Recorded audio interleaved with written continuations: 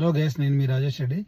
Guys, మనకు ప్రపంచంలోనే అతి చిన్న దేశమైనటువంటి సింగపూర్ 735 చదరపు కిలోమీటర్ విస్తీర్ణమైనటువంటి ఈ సింగపూర్ వచ్చేసి మనకు ఇక్కడ 1 ఎకరం కూడా వ్యవసాయ భూమి లేనటువంటి దేశం. ప్రపంచంలో 4వ స్థానం, ఆసియాలో 3వ స్థానం ఉన్నటువంటి ఈ సంపన్న దేశాలలో ఒకటి. అయితే వీళ్ళకు సంబంధించినటువంటి పాల ఉత్పత్తులు కానీ, ముడి సరుకులు కానీ, సమర ఉత్పత్తులు కానీ, వాళ్ళకి కావాల్సినటువంటి నెసెసిటీ ప్రొవిజన్స్ కానీ ఏదైనా కూడా వీళ్ళు ఆస్ట్రేలియా, ఇండోనేషియా అండ్ న్యూజిలాండ్ నుంచి వీళ్ళు ఉత్పత్తులను తీసుకోవడం జరుగుతుంది. ఇది ఓన్లీ టూరిజం మీద డెవలప్ అయినటువంటి కంట్రీ.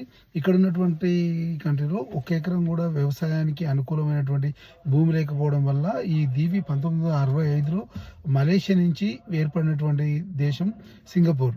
సో అప్పటి నుంచి ఇక్కడ వ్యవసాయానికి అనుకూలమైన భూమి లేకపోవడం వల్ల ఇక్కడ ప్రజలంతా కూడా ఆస్ట్రేలియా, న్యూజిలాండ్, ఇండోనేషియా నుంచి వీళ్ళకి కావాల్సినటువంటి ఉత్పత్తులను తీసుకోవడం జరుగుతుంది.